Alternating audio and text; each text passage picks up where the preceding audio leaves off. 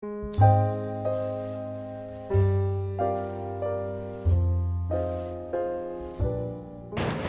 Students, last class हम लोगों ने इलेक्ट्रॉनिक कॉन्फ़िगरेशन को देखा कि कोई भी एटम की इलेक्ट्रॉनिक कॉन्फ़िगरेशन हम लोग किस तरह से लिख सकते हैं। किसी भी एटम का आपको एटॉमिक नंबर पता है तो इलेक्ट्रॉनिक कॉन्फ़िगरेशन लिखना बहुत आसान है। इलेक्ट्रॉन सबसे पहले 1s ऑर्बिटल के अंदर जाते हैं, उसमें 2 इलेक्ट्रॉन कंप्लीट फिल्ड हो जाए, उसके बाद 2s, फिर 2p, फिर 3s। ये सारा ऑर्डर आपको मैंने समझा दिया। n+l रूल क्या होता है उसके बारे में बता दिया। सिर्फ n रूल कब अप्लाई करना है वो बता दिया। हाइड्रोजन एटम का आप लोगों को पता होना चाहिए एनर्जी ऑर्डर क्या हो सकता है। ओके, तो ये सारे पॉइंट हमने डिस्कस कर लिया। आज मैं कुछ ग्राफ आपको दिखाना चाहता हूं, लेकिन ग्राफ के लिए सबसे पहले हमें कुछ और चीजें पढ़नी होगी। तो आज वापस हम लोग एक पॉइंट को टच करेंगे, दैट इज नोड। नोड क्या होता है? तो इलेक्ट्रॉन मिलने की प्रोबेबिलिटी जहां पर 0 होती है, इसको हम लोग नोड बोलते हैं। हमको पता है ये चीज, राइट। हमने लास्ट लेक्चर के अंदर एक्चुअली देखा था कि नोडल सरफेस क्या होती है, नोडल प्लेन क्या होता है, और लास्ट लेक्चर के अंदर भी लास्ट पॉइंट पे 5 मिनट मैंने वो डिस्कशन करी थी। शायद आपने अच्छे से उसे देख लिया होगा।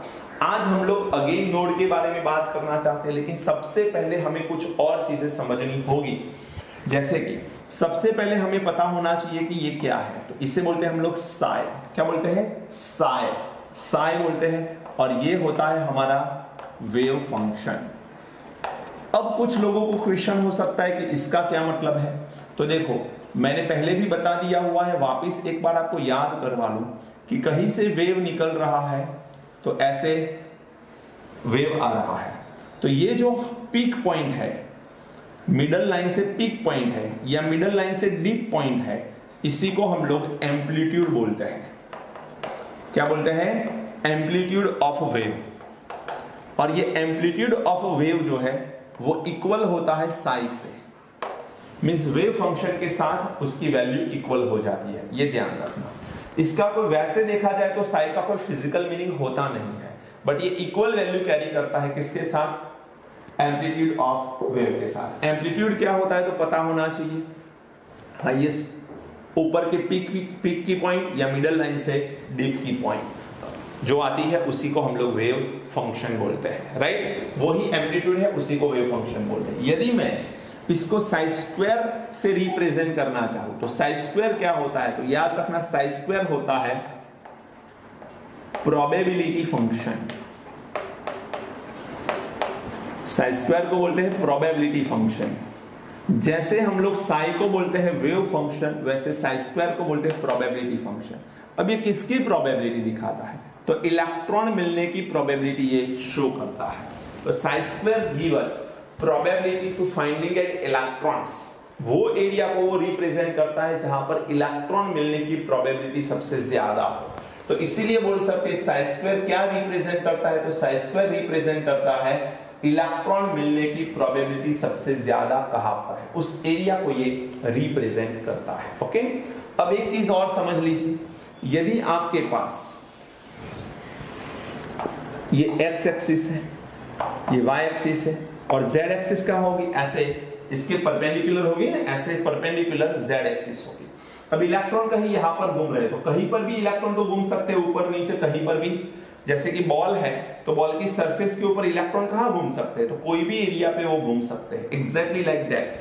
यहां पर मैं z को ऐसे तो रिप्रेजेंट कर नहीं सकता, तो मैं क्या करूंगा? z को ऐसे रिप्रेजेंट कर रहा हूं, इस तरह से z को मैं रिप्रेजेंट कर रहा हूं। समझ लेना बेटा ध्यान से, क्योंकि वैसे देखा जाए तो आज जो पॉइंट है वो याद ज्यादा रखना है, समझना थोड़ा कम है इसमें। लेकिन कुछ चीजें ऐसी है जो समझनी पड़ेगी, वरना याद ही नहीं रहेगी आपको। अब मान के चलो इलेक्ट्रॉन यहां पर मूव कर रहा है। अब वो इलेक्ट्रॉन को रिप्रेजेंट में यहां पर तो कर नहीं सकता, एयर में कैसे मैं रिप्रेजेंट करूं? तो मैं इलेक्ट्रॉन को यहां पर रिप्रेजेंट कर रहा हूं। अब यहां से ये जो हमें लाइन मिल रही है, ये इसे हम लोग बोलते हैं रेडियस r। क्या बोलते हैं? Radius r। ये है हमारी radius r। Electron and y axis के बीच में जो ये एंगल बन रहा है, इसे हम लोग थीटा बोलेंगे। और ये इलेक्ट्रॉन जो है वो यहां पर है, तो उसका z एक्सिस के साथ भी तो एंगल बनता होगा ना यहां पर। तो यहां पर जो एंगल बनेगा ये जो एंगल बनेगा इसे हम फाई बोलते हैं।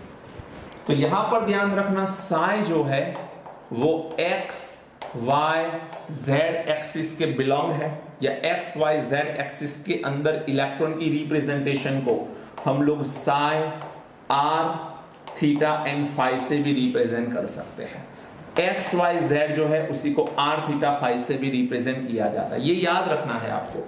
साइन इलेक्ट्रॉन की प्रेजेंस को एक्स वाई जेड से रिप्रेजेंट कर सकता है, सिमिलरली आर थीटा फाई से। कौन से एंगल पे कितनी रेडियस पे वो अवेलेबल है या कौन से एक्सिस के बीच में वो अवेलेबल है, ये साई या तो फिर बोल सकते हैं एम्पलीट्यूड ऑफ अ वेव हम लोग डिसाइड कर सकते हैं। अब बात आती है कि यदि हमारे पास साई आर थीटा फाई है तो इसमें एक पॉइंट याद रखना है, ये जो स्मॉल आर वाला पार्ट है इसे हम लोग कैपिटल आर स्मॉल आर लिख सकते हैं, एंड थीटा एंड फाई वाला जो पार्ट है इसे हम लोग ए थीटा एंड फाई पे रिप्रेजेंट कर सकते हैं। ये क्या है, तो ये जो है समझ लेना ध्यान से, it is a radial part. ये क्या है, radial part of wave function. Radial part of wave function means ये रेडियस को रिप्रेजेंट करने वाला पार्ट है। न्यूक्लियस से इलेक्ट्रॉन का डिस्टेंस कितना वो रेडियस के ऊपर डिपेंड करता है, और रेडियस के ऊपर डिपेंड करता है उसी को हम लोग radial part of wave function बोलते हैं। ये जो कैपिटल ए से रिप्रेजेंट किया गया है इसे हम लोग बोलेंगे angular part, angular part of wave function. तो एक है हमारा radial part of wave function और एक है हमारा angular part of wave function. अब ये theta and phi angular part में आता है बिकॉज वो एंगल बनाते हैं, जबकि ये रेडियस के ऊपर डिपेंड करता है, इसलिए इसे हम लोग रेडियल पार्ट बोलते हैं। अब ध्यान ये रखना है कि ये रेडियल पार्ट डिपेंड्स किसके ऊपर करता है, तो it depends on two quantum number n l l। It's depends on n and l। n क्या है, प्रिंसिपल क्वांटम नंबर, l क्या है, एंगुलर मोमेंटम क्वांटम नंबर, या फिर उसका दूसरा नेम है हम जानते हैं एजिमुथल क्वांटम नंबर, या फिर हम सब्सिडियरी क्वांटम नंबर भी उसे बोल सकते हैं। ये किसके ऊपर डिपेंड करता है, तो it depends on 2 points that is l and ml। ये भी याद रखो आप, मींस ये angular momentum quantum number and magnetic quantum number के ऊपर डिपेंड करता है। तो यहां पर आपको ये पता चल गया कि r क्या है एंड ए थीटा फाई क्या है, ये चीज हमको पता चल गई। अब इसमें थोड़ा सा याद रखना है कि आर स्क्वायर यदि मैं लिखूं, आर स्क्वायर मींस ये जो कैपिटल आर है जो कौन से पार्ट को यहाँ पर रिप्रेजेंट कर रहा है, रेडियल पार्ट को, तो इसी को हम लोग रिप्रेजेंट करेंगे रेडियल प्रोबेबिलिटी डेंसिटी। देखो साई की जगह यहाँ पर मैं आर लिख रहा हूं और आर स्क्वायर लिख रहा हूं, मींस साई स्क्वायर की जगह मैं आर स्क्वायर लिख रहा हूं, तो प्रोबेबिलिटी फंक्शन है, तो ये भी प्रोबेबिलिटी फंक्शन ही है, बट ये रेडियल प्रोबेबिलिटी फंक्शन है बिकॉज ये रेडियल पार्ट को कवर कर रहा है। तो this is a radial probability function जो रेडियल प्रोबेबिलिटी डेंसिटी को रिप्रेजेंट करता है। एंड ए स्क्वायर की बात करूं मैं तो ये कौन से पार्ट को कवर कर रहा है, एंगुलर, तो इसे बोलेंगे angular probability density. Angular probability density, इसके अंदर हमें डिटेल में नहीं जाना, सिर्फ याद रखना है कि इसका नेम क्या है। इसे रेडियल प्रोबेबिलिटी डेंसिटी बोलते हैं, इसे एंगुलर प्रोबेबिलिटी डेंसिटी बोली जाती है। अब इसके अकॉर्डिंग हमें नोड को 2 पार्ट में डिवाइड करना है। नोड क्या है बेटा, नोड वो है जहां पर इलेक्ट्रॉन मिलने की प्रोबेबिलिटी कैसी है, 0, जहां पर इलेक्ट्रॉन हो ही नहीं सकते। तो नोड को हम लोग 2 पार्ट में डिवाइड कर सकते हैं। एक नोड जो होता है इसे हम लोग बोलते हैं रेडियल नोड, इसे बोलेंगे हम लोग रेडियल नोड, और इसे हम लोग बोलेंगे एंगुलर नोड, एंगुलर नोड। अब रेडियल नोड क्या होता है, तो रेडियल नोड जो है वो रेडियस के ऊपर डिपेंड करता है, इसको रिप्रेजेंट कर सकते हैं n-l-1 से, जबकि एंगुलर नोड सिर्फ और सिर्फ l के ऊपर डिपेंड करता है। तो angular node is equal to l and radial node is equal to n-l-1। Okay, अब यहां पर यदि आपको मैं डिफरेंट ऑर्बिटल दे दूं और उसमें मैं radial node and angular node के नंबर निकालना को बोलूं तो आपको पता चलना चाहिए 1s है, 2s है, 2p है, एंड 3s है। मान के चलो मैं आपसे पूछ रहा हूं कि गिव मी अ रेडियल नोड और उसके बाद वही ऑर्बिटल का मुझे एंगुलर नोड बताइए। तो देखो ये दोनों वर्ड्स आपको कुछ क्वेश्चन के अंदर मिलेंगे। रेडियल नोड कितने हैं, एंगुलर नोड कितने, ये कोई नहीं बताता, ये आपको कोई नहीं बताएगा, तो बहुत अच्छे से लिख लो इसे। रेडियल नोड क्या है, तो चलिए ये रेडियल नोड है तो यहां पर 1 लिखिए, 1 माइनस l माइनस 1। तो देखो ये n है, n की वैल्यू यहां पर क्या आएगी 1, तो आपको क्या करना है 1 l की वैल्यू, अब l is equal to 0 1 2 3 S P D F, ये याद रखना है, बहुत छोटा सा वैल्यू है। चलिए s के लिए l की वैल्यू 0 आएगी, ये 1 1 माइनस 1 क्या होगा 0। 2s के लिए यहाँ पर 2 रखो, इसकी वैल्यू 0 आएगी, ये आएगा 1। 2p के लिए यहाँ पर 2 रखो, l की वैल्यू p के लिए 1 आएगी, तो 2 माइनस 2 आंसर इज 0। 3 के लिए 3 माइनस 0 माइनस 1, यहाँ पर आंसर 2। बहुत आसान है, बहुत आसान। ओके चलिए angular node, s orbital 0, s orbital 0, p orbital 1, s orbital 0, क्योंकि l की वैल्यू देखनी है सिर्फ ऑर्बिटल के अकॉर्डिंग l देख के यहां पर लिख लो। चलिए हमारे पास रेडियल नोड आ गया, एंगुलर नोड आ गया। अब यदि आपसे पूछा जाए कि टोटल नोड बताइए, तो टोटल नोड का मतलब क्या है, आपको दोनों का टोटल करना है, radial node plus angular node, radial node plus angular node. तो अब यहां पर मैं टोटल नोड लिखूंगा, तो टोटल नोड की वैल्यू क्या है, रेडियल नोड कितना है n minus L minus 1, angular node कितना है l प्लस एल, ये माइनस एल प्लस एल को कट आउट कर लो, so final answer is n minus 1। So ये हमको मिल रहा है टोटल नोड। क्या मिल रहा है, टोटल नोड। तो इस तरह से हम लोग टोटल नोड निकाल सकते हैं। ओके देखिए नोडल सरफेस के बारे में बात कर चुके हैं, नोडल प्लेन क्या होता है उसके बारे में बात कर चुके हैं। नोड दो तरह के होते हैं, एक एंगुलर नोड, दूसरा होता है हमारा रेडियल नोड। ये कैसे निकालते हैं इसके बारे में भी बात कर चुके हैं, तो मैंने सारी चीजें नोड की डिटेल में आपको बता रखी है। So this is all about the node. अब मुझे कुछ ग्राफ्स रिप्रेजेंट करने हैं, लेकिन ग्राफ को रिप्रेजेंट करने से पहले आपको इसे नोट करना होगा, फिर मैं ग्राफ कौन से ग्राफ हमें ड्रॉ करने उसके बारे में बात कर रहा हूं, पहले इसे नोट कर लीजिए। यहां पर मैंने कुछ चीजें लिखी है जिसके ग्राफ हम लोगों को ड्रॉ करने हैं, जैसे साई वर्सेस आर का ग्राफ ड्रॉ करना है। साई के नीचे मैंने स्मॉल आर लिखा है, मींस ये रेडियल पार्ट को रिप्रेजेंट कर रहा है, सो मैं कैपिटल आर भी लिख सकता हूं रेडियल पार्ट के लिए। Psi square r, r means radial part again, तो आर स्क्वायर वर्सेस आर का graph, and 4 pi square are square versus r. अब आपको लगेगा ये क्या है, तो ये सिर्फ और सिर्फ और कुछ नहीं, ये प्रोबेबिलिटी है, probability of finding N electrons, probability of finding N electrons है। ओके चलिए अब शुरू करते हैं हम लोग। सबसे पहले ये ग्राफ देख लेते हैं। मान के चलो आपको एक 1s ऑर्बिटल के लिए ग्राफ को रिप्रेजेंट करना है। यहां पर आपको क्या लेना है, साई आर, जिसको आप लोग आर भी लिख सकते हो, वर्सेस आर का ग्राफ आपको प्लॉट करना है। ये ग्राफ कैसा आएगा, तो बहुत आसान है, ये ग्राफ कुछ इस तरह से आने वाला है। यहां पर कोई नोड अवेलेबल नहीं होता है। चलिए दूसरा आता है psi r, capital r versus are का ही ग्राफ, बट यहां पर जो ग्राफ आएगा वो 2s ऑर्बिटल के लिए है। अब जैसे ही 2s ऑर्बिटल की बात आएगी, ये ग्राफ कुछ ऐसे आता है, ऐसे। तो एक पॉइंट पे यहां पर एक एक्सिस के ऊपर ये टच होता है। फिर यदि मैं 3s ऑर्बिटल की बात करूं, तो ये साई आर, आर का आर के वर्सेस ग्राफ ड्रॉ करना है। 3s ऑर्बिटल की बात चल रही है बेटा, तो ये ग्राफ कुछ इस तरह से आएगा। तो कितनी बार ये टच हो रहा है, 2 बार। देखो यहां पर कितनी बार था, 1, तो 2s के लिए एक बार क्रॉस होता है ग्राफ, 3s में 2 बार ये ग्राफ क्रॉस होता है। अब बात है साई स्क्वायर वर्सेस आर के ग्राफ की। कौन से ऑर्बिटल के लिए, तो 1s ऑर्बिटल के लिए। यहां पर मैं लिखूं साई स्क्वायर आर, जिसको आप लोग आर स्क्वायर भी बोल सकते हो, वर्सेस आर का ग्राफ हमें ड्रॉ करना है। अब अगेन ये ग्राफ कैसा आएगा, same, no change.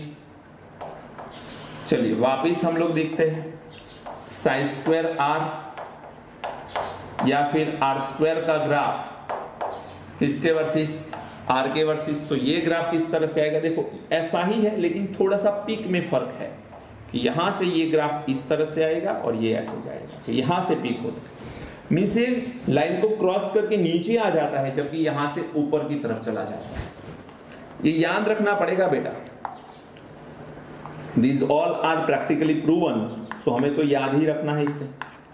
Sign square r versus are का ग्राफ हम लोगों को प्लॉट करना है। इसे कैसे लिखें, तो ये 2s का है, ये 3s का है।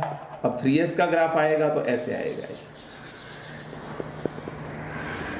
कितनी बार टच हो रहा है, देखो 2 बार। क्यों, क्योंकि ये 3s है, क्योंकि ये 3s है। बोलो समझ आई बात। अब बात है probability of finding N electrons. अब इसके अकॉर्डिंग ग्राफ को ड्रॉ करें तो सबसे पहले 1s का ग्राफ आएगा, इसके अंदर भी। तो यहां पर मुझे लिखना होगा 4 pi square are square, small r square capital r square. ये क्या रिप्रेजेंट करता है बेटा, इलेक्ट्रॉन मिलने की प्रोबेबिलिटी को रिप्रेजेंट करता है। वर्सेस आर का ग्राफ हम लोगों को प्लॉट करना है। तो ये ग्राफ कुछ इस तरह से आ रहा है। उसके बाद again 4 pi square are square versus are का ग्राफ ड्रॉ कर रहे हैं।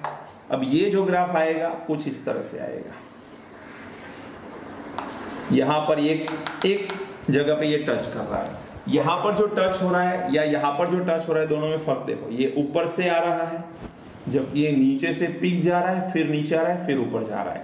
दैट मीन्स ये जो है ये नोड को रिप्रेजेंट कर रहा है। सिमिलरली ये भी आपको नोड दे रहा है, तो ये पॉइंट नोड को रिप्रेजेंट कर रहा है। वैसे भी 2s में नोड कितने थे याद करिए। टोटल नोड का फॉर्मूला क्या था, n-1। n-1 में करो तो उसमें 2 - 1 आंसर 1 आएगा, तो ये 1 नोड है। ये 3s है तो 3s में नोड की वैल्यू निकालो। 3s के अंदर node is equal to n-1 करोगे तो n की वैल्यू 3 -1 करोगे तो 2 नोड। तो यहां पर देखो 2 नोड आ रहा है, मींस यहां पर ये वैल्यू 0 है। किसकी, साइन स्क्वायर की। साइन स्क्वायर क्या है, इलेक्ट्रॉन मिलने की प्रोबेबिलिटी, वो प्रोबेबिलिटी फंक्शन है। तो ये वैल्यू ऐसी है जहां पर इलेक्ट्रॉन मिलने की प्रोबेबिलिटी की वैल्यू कैसी है, 0। जब इलेक्ट्रॉन मिलने की प्रोबेबिलिटी 0 हो जाती है तब हम लोग उससे क्या बोलते हैं, नोड बोलते हैं। इसमें नोड नहीं आ रहा, 1s में नोड नहीं होता। n-1 फॉर्मूला करो, नोड कहां होता है, इसमें एक नोड आ रहा है क्योंकि ये 2s है। 3s में 2 नोड आ रहे हैं। सिमिलरली सेम चीज है, ये 1s के लिए है, ये 2s के लिए है, तो 2s में एक नोड आ रहा है। अब हम लोग 3s को ड्रॉ करेंगे, अपने आप आपको पता चलेगा 4 pi square are square versus are का ग्राफ हमें प्लॉट करना है। तो ये ग्राफ के प्लॉटिंग में हम लोग लाइक दिस, कितनी बार यहां पर टच हो रहा है, देखो आप लोग 2 बार। तो यहां पर देखो पीक पॉइंट में फर्क आ रहा है। जैसे ये पहला जो नोड है उसमें एरिया देखो, उसके बाद सेकेंड नोड में एरिया बढ़ा, फिर थर्ड में और बढ़ेगा। यदि मैं आपसे पूछूं कि ये तो 3s का है, आप 4s का ड्रॉ करिए, तो क्या ड्रॉ कर सकते हो, 4s के लिए आराम से ड्रॉ कर सकते हो। करना क्या है, एक हायर पीक पे जाना है और फिर डाउनवर्ड्स आना है। कर पाओगे कि नहीं, तो ध्यान रखिए बेटा, बहुत सिंपल सी चीज है यहाँ पर हम कर रहे हैं जिसमें आपको डिफरेंट नोड को रिप्रेजेंट करना है। यदि मैं यहाँ पर आपको ये 3s की जगह 4s को बता दूं तो 4s की क्या आएगी, और एक नीचे आएगी फिर ऊपर जाएगी। समझ आ रहा है कि, तो जो भी ऑर्बिटल है यहाँ पर 3s है तो यहाँ पर 2 टाइम्स टच होना चाहिए ग्राफ, 4s होगा तो 3 टाइम टच होना चाहिए। बहुत सिंपल सी बात। तो इस तरह से डिफरेंट ग्राफ से इस ग्राफ को याद कर लो, इसकी बहुत जरूरत पड़ने वाली है। ओके, अब हमको समझने हैं रूल। कौन से रूल, इलेक्ट्रॉनिक कॉन्फ़िगरेशन के अंदर हमने इलेक्ट्रॉन तो डाल दिए, लेकिन इलेक्ट्रॉन किस तरह से डालने हैं एंड कौन सी ऑर्बिटल के अंदर कौन सी स्पिन से डालने हैं, वो सारी चीजें हमें समझनी है according to 3 law. Aufbau principle, सही सुना आपने, Aufbau principle, Pauli principle and Hund's principle. तो ये तीनों लॉ हमको पढ़ने हैं, लेकिन सबसे पहले ये ड्रॉ कर लीजिए। ओके, अच्छे से इसे ड्रॉ कर लो, अच्छे से इसे लिख लो। इसमें एमसीक्यू कैसे आ सकते हैं वो बता दो आपको। 2s ऑर्बिटल के लिए कौन सा ग्राफ सही है, आपको ये दे सकता है, ये दे सकता है, ये दे सकता है, ये दे सकता है 2s के लिए। फिर आपको देखना होगा 2s में साई r वर्सेस r का ये सही है, नहीं ये 1s का है, नहीं हो सकता। 2s में ऐसा पिक होना चाहिए, साई स्क्वायर वर्सेस r का ग्राफ इस तरह से होना चाहिए। तो आपको ग्राफ कौन सा होना चाहिए, Sai square versus r 2s के लिए ऐसा भी क्वेश्चन आ सकता है, या 2s के लिए कौन सा ग्राफ सही है ऐसा भी क्वेश्चन आ सकता है, और पूछे गए हैं ऐसे क्वेश्चन, तो आप इग्नोर नहीं कर सकते।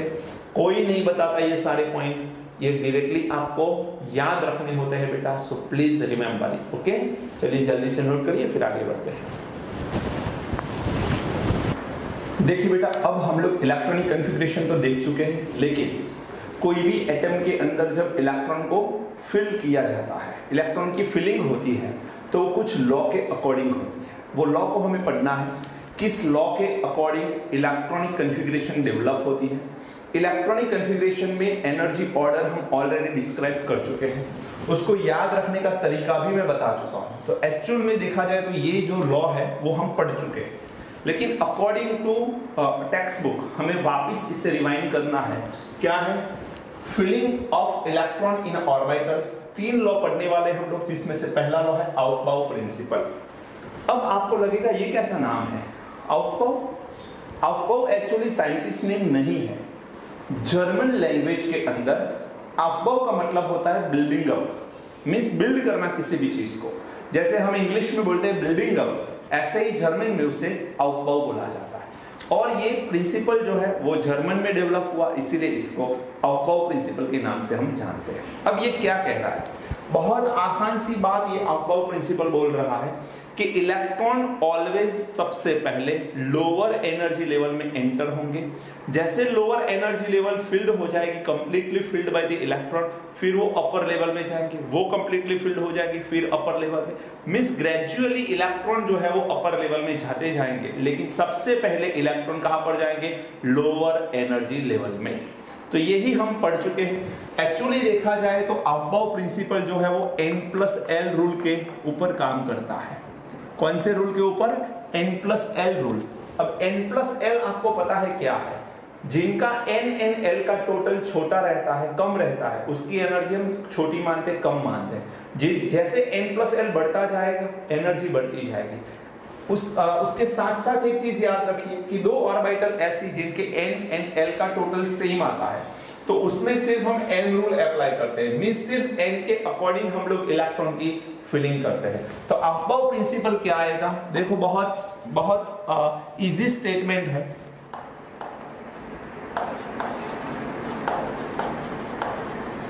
इन the ground state of the atom, कोई भी एटम है उसकी यदि ग्राउंड स्टेट ले ले तो the orbitals are filled in order of their देखो ऑर्बिटल के अंदर इलेक्ट्रॉन की जो फिलिंग हो रही है वो इंक्रीजिंग एनर्जी ऑर्डर में फिलिंग होने वाली है। तो order of their increasing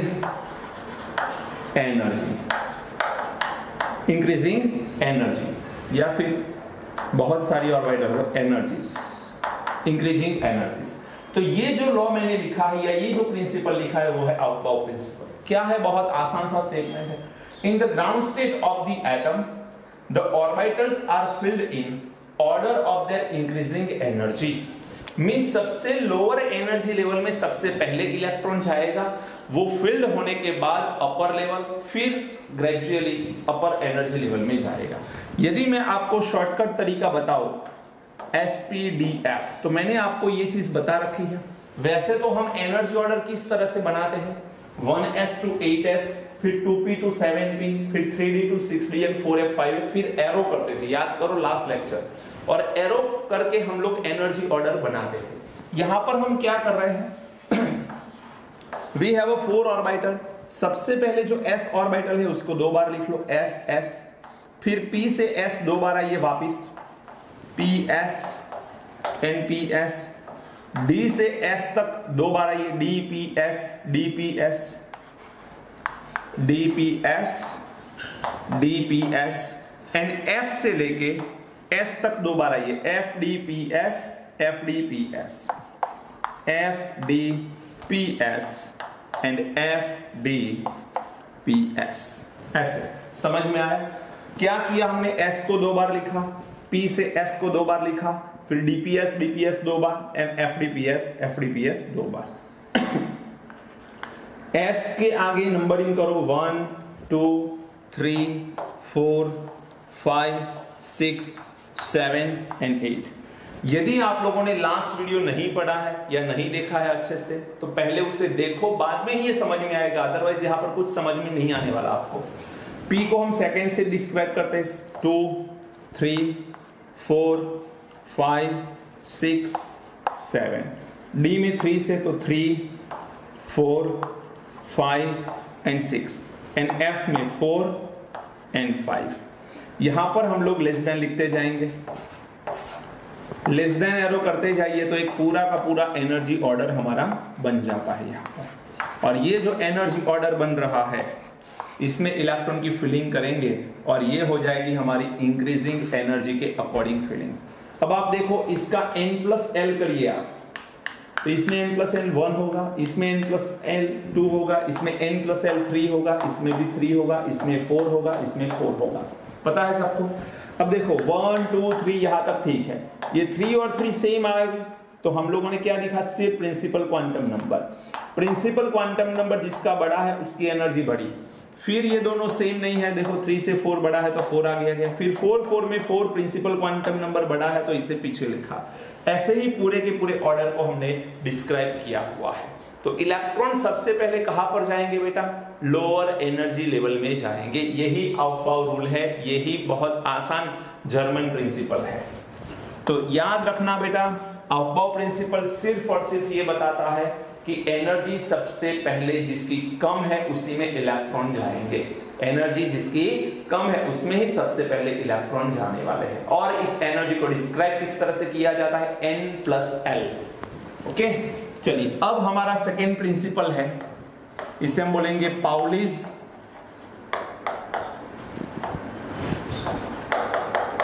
exclusion principle. इसे एक्सक्लूजन क्यों बोलते हैं? इसका भी रीजन है कि इसका कोई भी एक्सेप्शन नहीं है, इस रूल का कोई एक्सेप्शन नहीं है, इसलिए इसको हम लोग पाउली एक्सक्लूजन प्रिंसिपल बोलते हैं। aufbau में एक्सेप्शन आएंगे आगे जाके। कल के वीडियो लेक्चर में हम देखेंगे, नेक्स्ट डे वीडियो लेक्चर जो आएगा उसमें आप देखोगे कि क्या एक्सेप्शन हो सकते हैं। यहां पर पाउलीज एक्सक्लूजन प्रिंसिपल में कोई एक्सेप्शन नहीं हो सकता है। तो जो भी है आपको सिर्फ और सिर्फ ये बिल्कुल करेक्ट प्रिंसिपल है, इसमें कोई हमें मिस्टेक नहीं देखने को मिलती है। तो सबसे पहला यहां पर हम लोग लिखेंगे इसका लॉ। एक्चुअली 2 स्टेटमेंट है, दोनों स्टेटमेंट लिखेंगे, उसके बाद आगे बढ़ेंगे।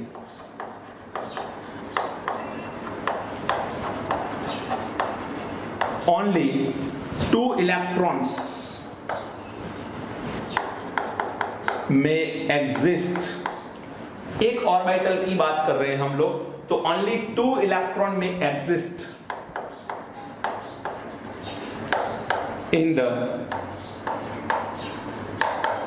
Same orbital, in the same orbital having opposite spin,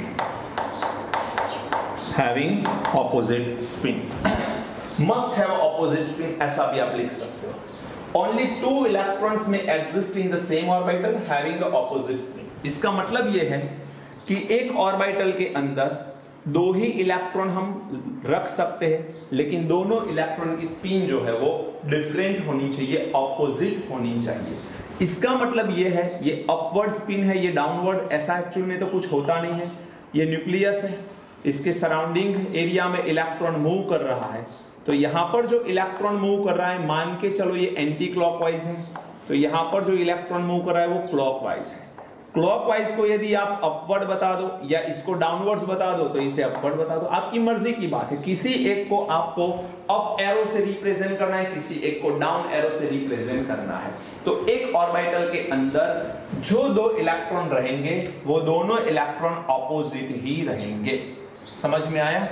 चलिए अब दूसरा एक स्टेटमेंट में लिख रहा हूं, मिस पाउली एक्सक्लूजन प्रिंसिपल को हम लोग दूसरे एक स्टेटमेंट से भी रिप्रेजेंट कर सकते हैं। वो स्टेटमेंट क्या है? No two electrons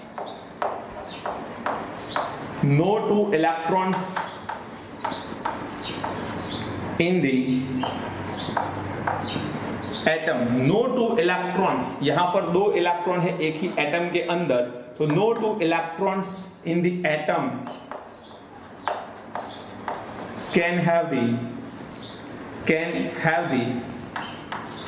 set of same quantum number,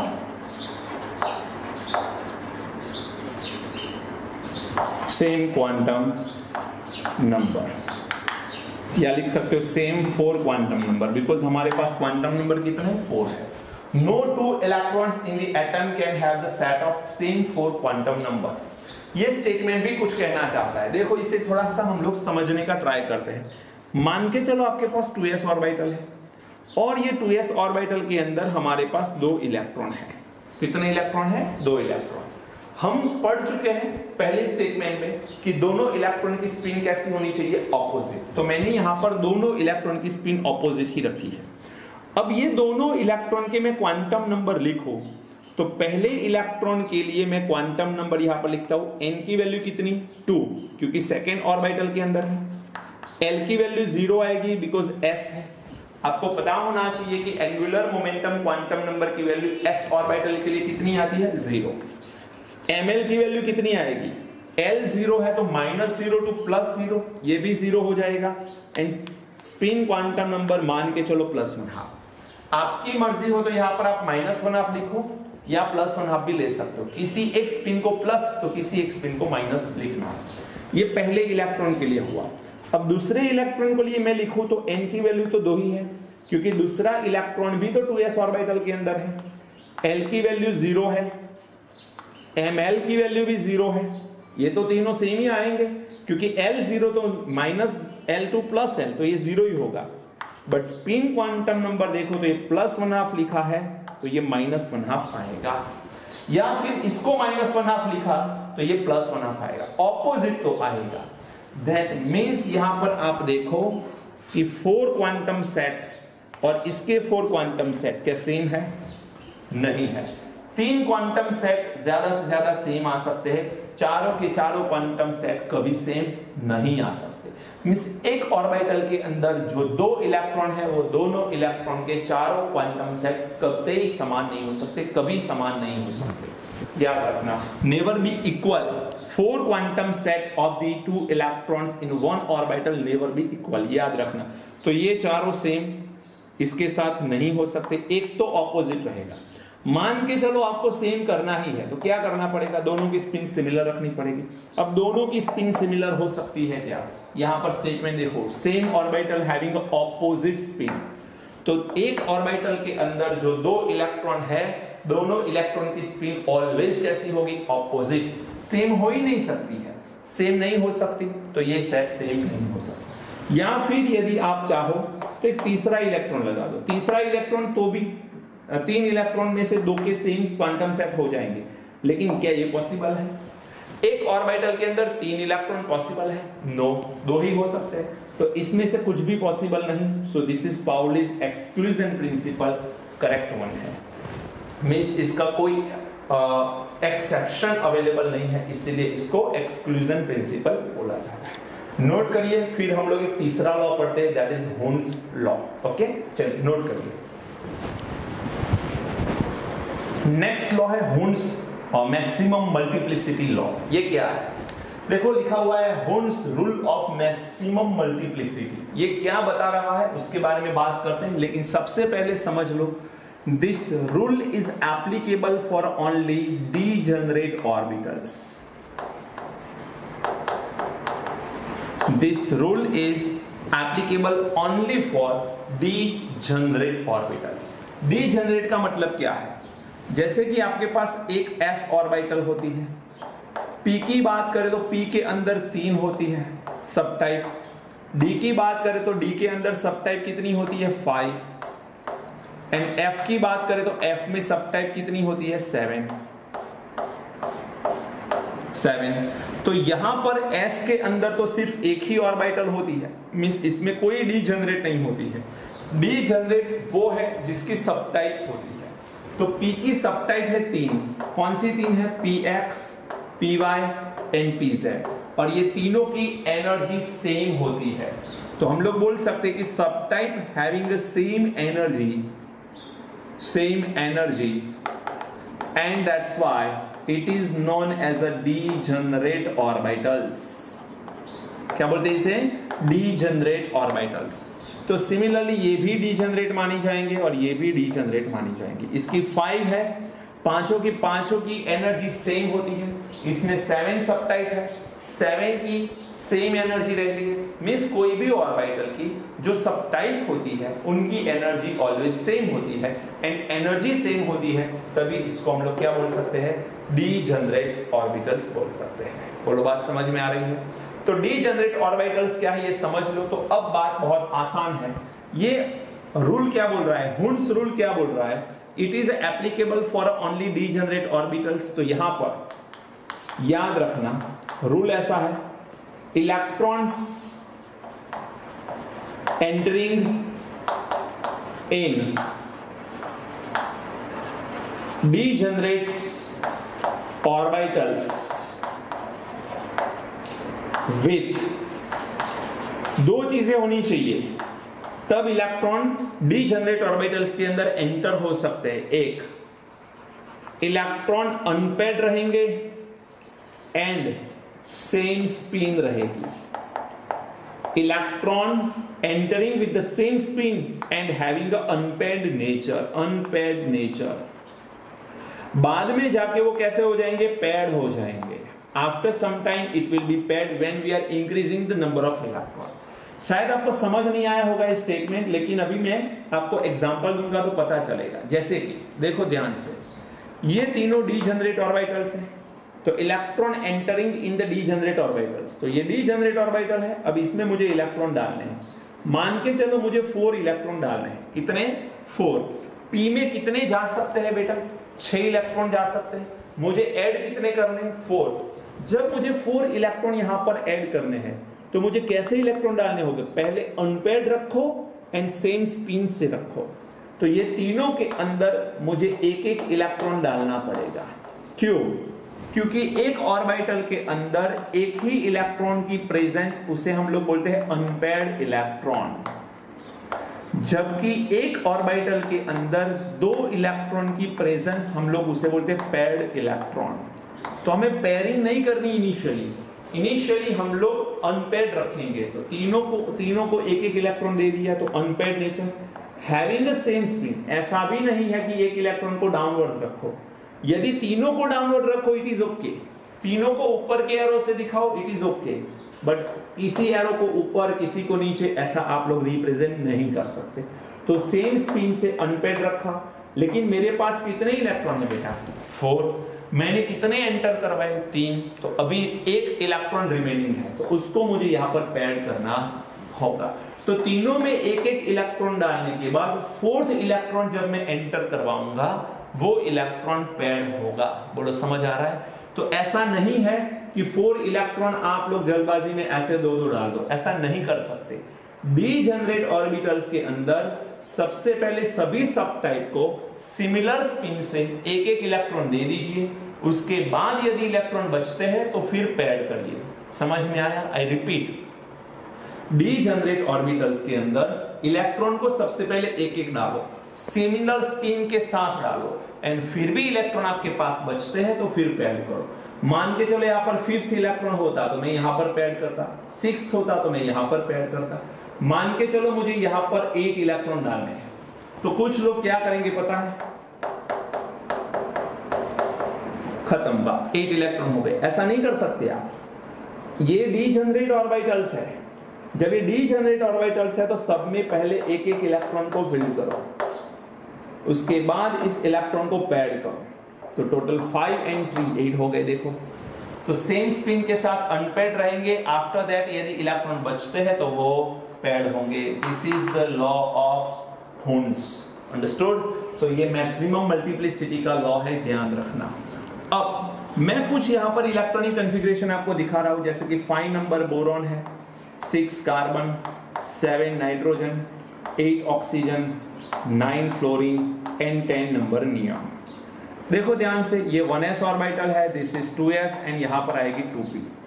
1s की सब टाइप नहीं होती, मींस खुद s ही है, जबकि p की सब टाइप कितनी होती है बेटा? 3। ये अगेन यहाँ पर 1s 2s एंड 2p की 3। तो सब में हम लोग अकॉर्डिंग टू बॉक्स बना लेते हैं, फिर इलेक्ट्रॉन की फिलिंग करते हैं इसके अंदर। तो आपको तीनों लॉ समझ में बिल्कुल अच्छे से आ जाएंगे।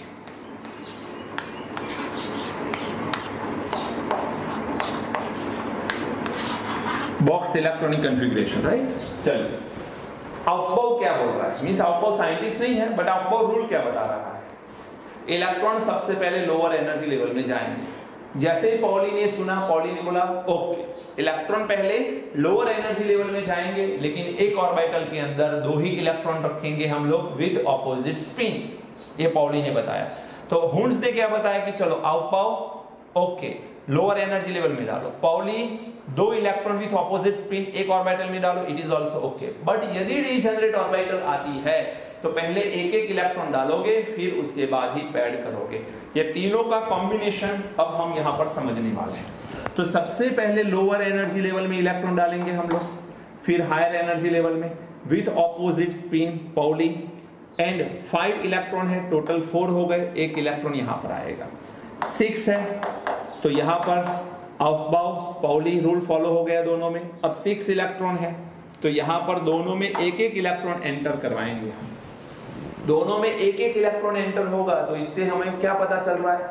इससे हमें यह पता चल रहा है कि यहां पर हुंस रूल फॉलो हो रहा है। डीजेनरेट ऑर्बिटल आ गई, एक एक इलेक्ट्रॉन डालो फिर पैड कर सकते हो। चलो यहां पर 2 4 हो गए, 7 करने हैं बेटा, 4 हो गए, 5 6 7 8 करने हैं, 2 2 4 5 6 7 8 9 करने हैं, 2 2 4 5 6 7 8 and 9 2 2 4 5 6 7 8 9 and 10। तो इस तरह से आप लोग इलेक्ट्रॉन की फिलिंग कर सकते हो। बोलिए बात समझ आ रही है कि नहीं? तो किस तरह से इलेक्ट्रॉन की फिलिंग करनी है इसके बारे में ये लॉ है, तीनों लॉ को एक साथ यूज करना है। अब मैं यहाँ पर कुछ 4-5 एग्जांपल्स लिख रहा हूं, आपको ये बताना है कि कौन से रूल का वायोलेशन हो रहा है, मींस कौन सा एग्जांपल ऐसा है जो कुछ रूल को फॉलो नहीं कर रहा, वो देखते हैं। पहले नोट करिए, फिर हम उसके बारे में बात करते हैं। चलिए वीडियो को पॉज करिए और इसे राइट डाउन करिए, नोट कर लीजिए, निकाल दो बेटा।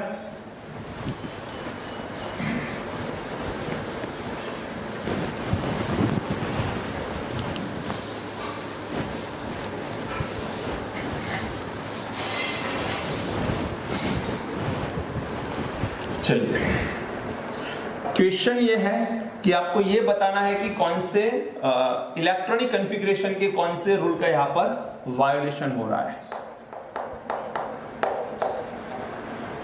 Which rules are violated,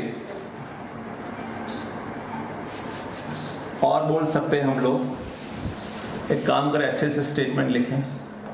देखो यहां पर 5 एग्जांपल लिख रहा हूं।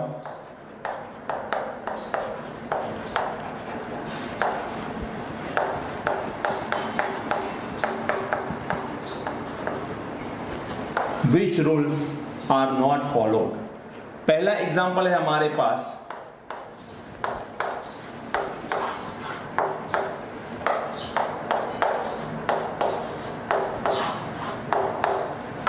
पहले मैं बॉक्स बना लेता हूं, फिर इलेक्ट्रॉन की फिलिंग करता हूं।